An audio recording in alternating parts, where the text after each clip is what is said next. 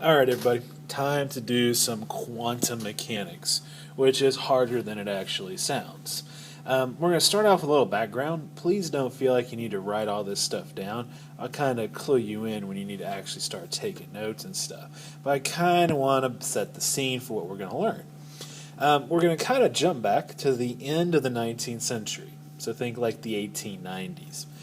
Basically, as human beings, we thought we had figured everything out there was to know about physics. Like, all that there was left to do was to measure things to greater and greater precision, and then solve a few minor little detail type problems. Like things that really didn't seem important. One of those little details is something called black body radiation. You may also hear of this problem referred to as the ultraviolet catastrophe. And we're not going to go into too much detail here, and please don't feel like you need to write any of this stuff down. But again, just giving you a little bit of background. So, black body radiation, that refers to something glowing, or radiating light to be specific, when it is heated. A good example of that would be something like an electric stove. Turn the electric stove on in your kitchen, and after a few seconds it's going to glow red because it's been heated up. Something that perfectly radiates light would be called a black body radiator. So the problem with black body radiators is that classical physics, like what we know so far about thermodynamics and waves, predict that as the temperature of that thing increases, then the light becomes more and more intense. And by intense, I mean brighter. Essentially what happened, and the reason it was a catastrophe, is as the frequency moved into the ultraviolet region, the intensity would approach infinity, which shouldn't happen ever in science.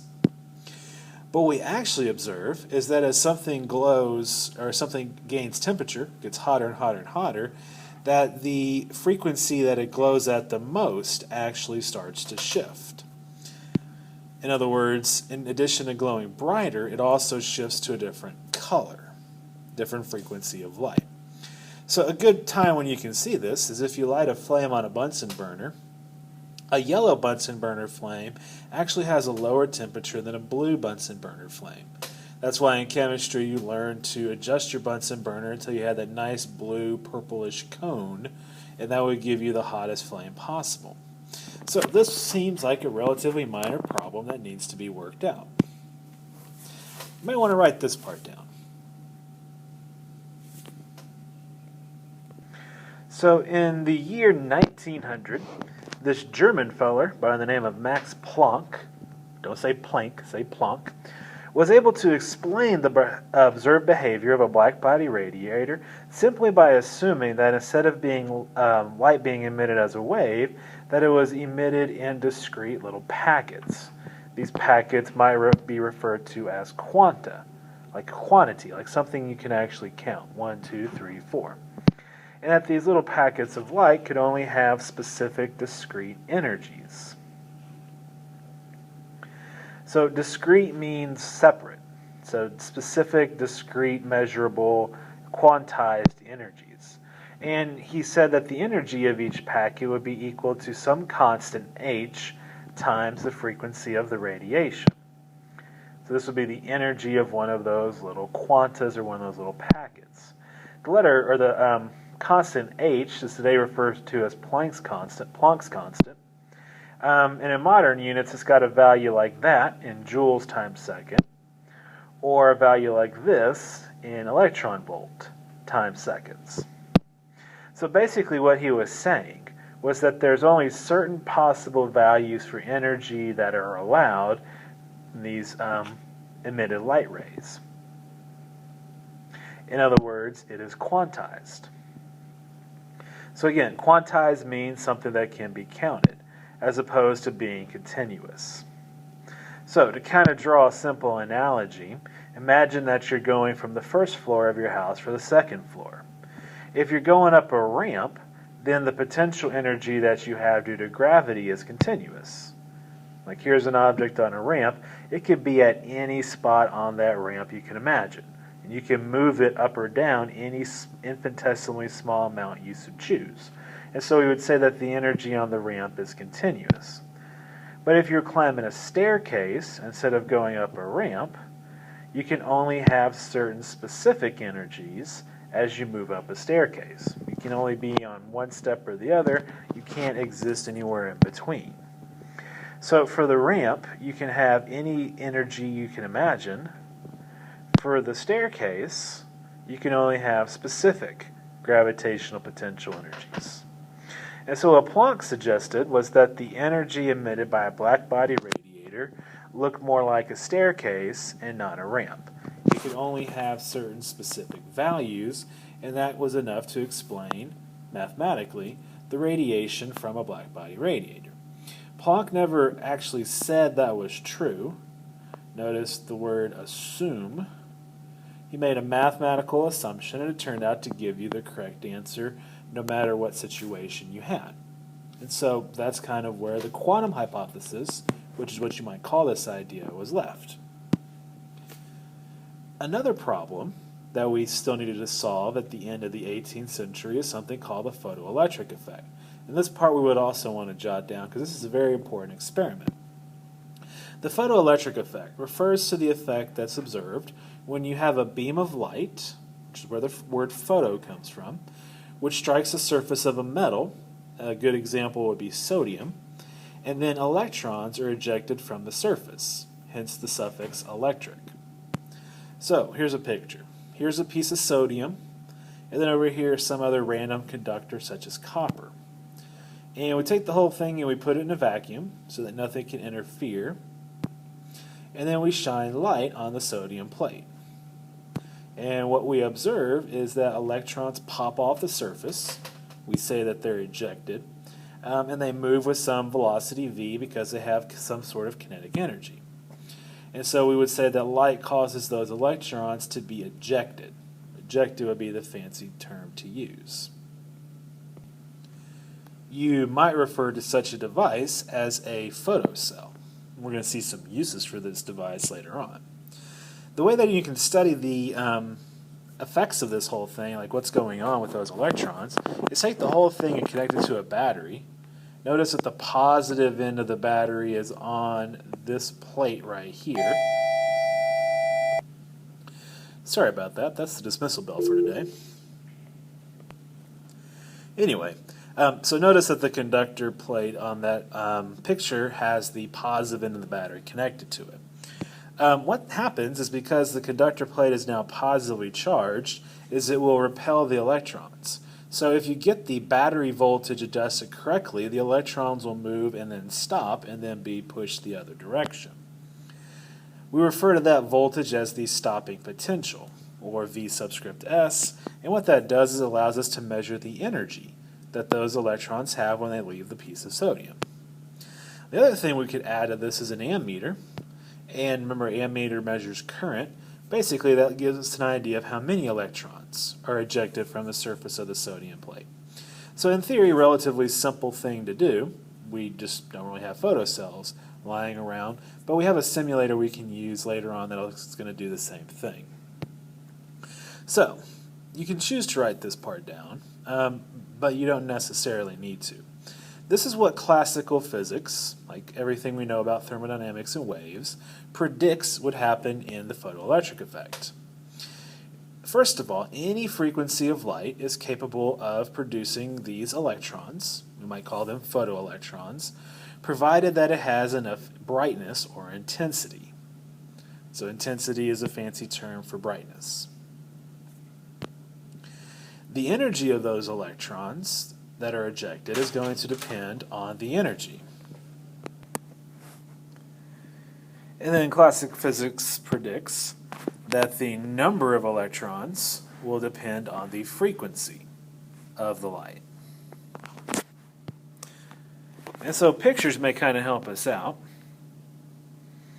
Basically, when we say classical physics here, we mean we're treating light as a wave. So here's a picture, some sodium.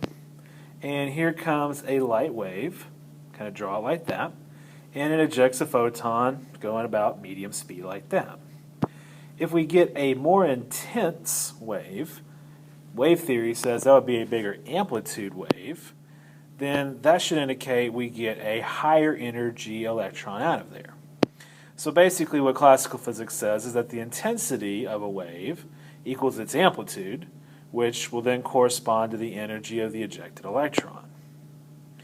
If we look at it from another standpoint of frequency, if this wave, which has a frequency of 2, ejects 2 electrons, then a wave with the same amplitude but half the frequency will only eject 1 electron. And so classical physics says that the frequency would equal the number of waves, which equals the number of electrons. Okay, so that's what classical physics predicts. But what we actually observed is the complete opposite. When you do the experiment, you observe that low-frequency light will not cause the photoelectrons to be ejected. You have to have light that's above a certain frequency in order to start this whole process happening. And so a key term there is frequency. We would call this frequency the threshold frequency, or F subscript 0, F naught. It's the first frequency that will actually create or eject a photoelectron. When we change the frequency, instead of noticing the number of electrons ejected changes, we notice that the energy of the electrons ejected changes. So not the number like classical physics, the wave model of light, would predict. Likewise, increasing the intensity of the light doesn't change the energy of the electrons, but rather changes the number of electrons that are ejected. So intensity controls the number of electrons, not their energy.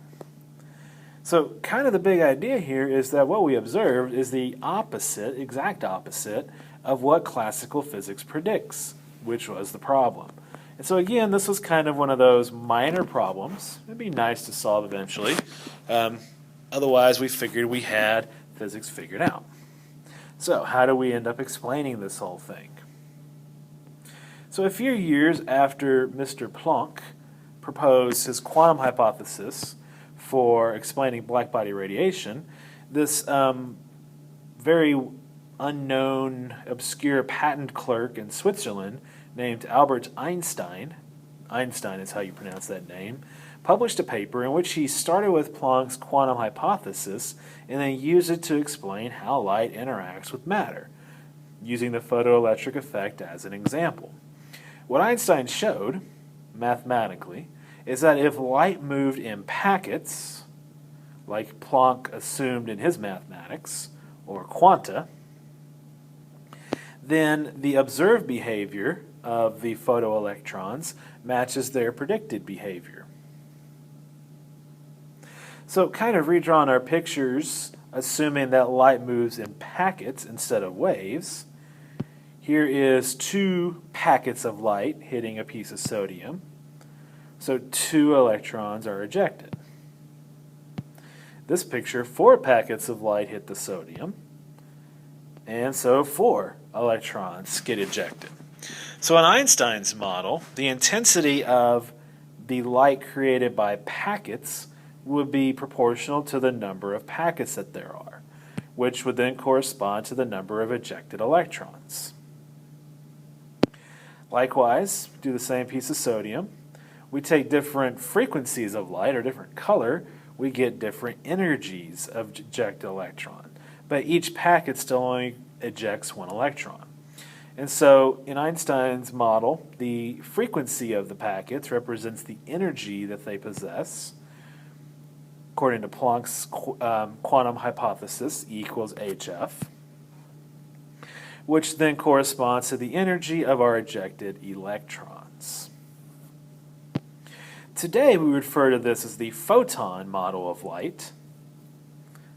In other words, light and any other electromagnetic radiation, so radio, microwaves, infrared, ultraviolet, gamma, X-rays, they all fall in the same category, move in packets rather than waves. And somebody along the line started calling those packets photons, hence the photon model. A photon is a fundamental particle that doesn't have any mass, so it's kind of weird for a particle.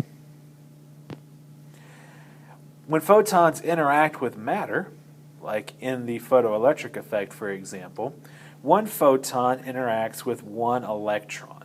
and it gives its energy to that one electron. In the process, the photon is absorbed. And so the intensity of some electromagnetic radiation would correspond to the number of these photons, and the energy carried by each individual photon depends on its frequency, E equals HF.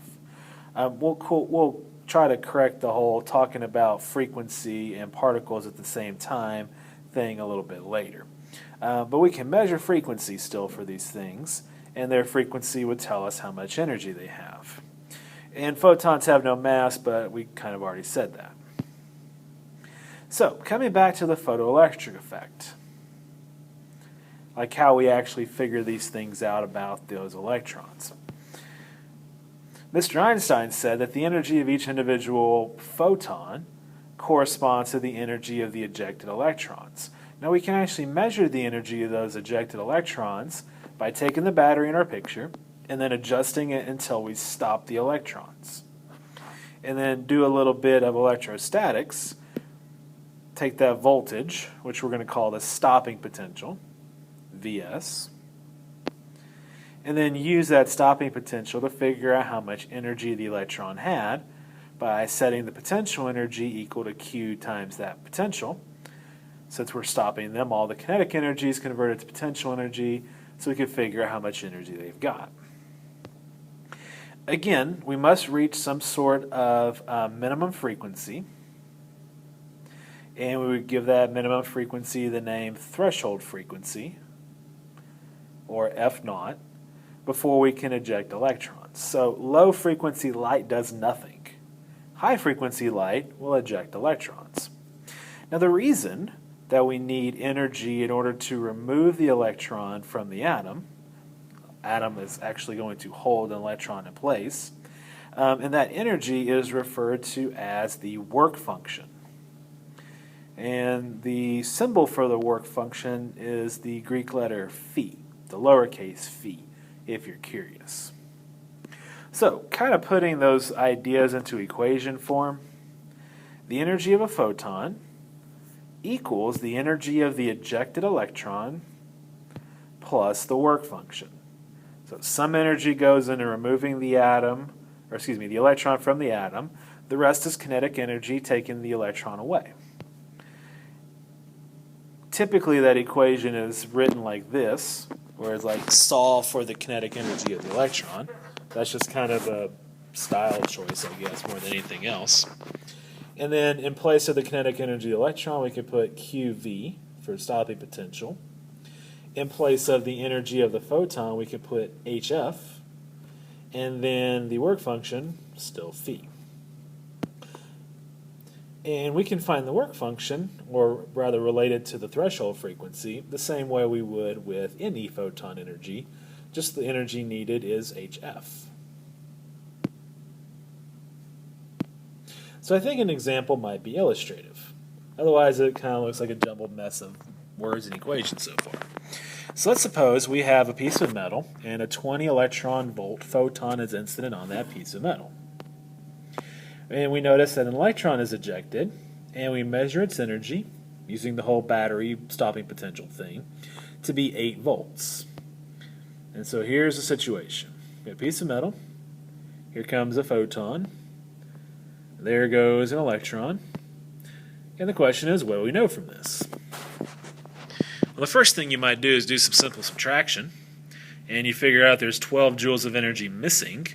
That must have been the energy needed to remove the electron from the atom. That energy is called the work function. So that would be 12.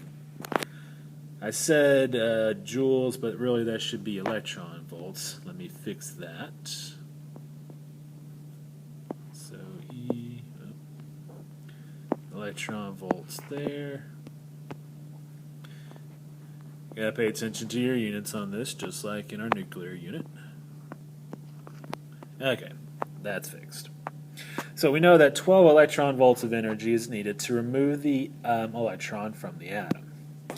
The next thing we could do is figure out what the frequency of that photon was. Just solve for F. 20 electron volts, and then Planck's constant is 4.14 times 10 to the negative 15 electron volt times seconds. Make sure you use the correct value.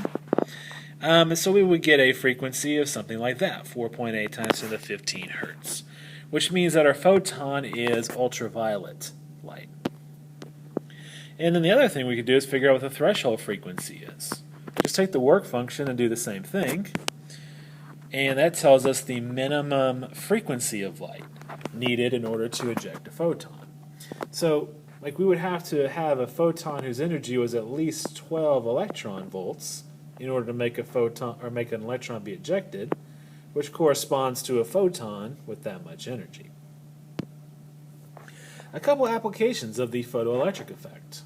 We kind of use these a lot in our everyday life. The first good example would be something like a photocell or a photogate. So that would be like the little things we use to measure the velocities of cars rolling down ramps. It's also the thing that keeps your garage door from crushing you if it comes down on top of you. Got that little safety beam that cuts across the garage. Same thing with an elevator. You're dashing into an elevator as the doors start to close. There's just a beam of light going across the gap, and if you break that beam of light, a photocell recognizes it and stops the door from closing. Another good example is a solar panel. You may have a solar power calculator, or you may... Anyway, so calculators can have solar panels, and then school zone signs oftentimes have solar panels on them for the purpose of getting electricity. And then the third common application would be a digital camera. You've got a digital camera in your pocket in all likelihood, and that thing just takes light, converts it to electricity, and then fancy computers figure out how to turn that into an image. It's really fancy computing, but the process is relatively simple. So real quick, here's the front of our formula chart. Notice that right here is Planck's constant. Make sure you've got the correct unit for your energy, joules or electron volts. Remember that the electron volt and the electron charge are also on the front of there as well. So next time in class we're going to look at a simulation of the photoelectric effect. We're going to use that to try to figure out what Planck's constant is and make sure that all these things actually work the way that they say that they do. Sorry for all the interruptions. I will see you guys in class next time. Till then, ta-ta.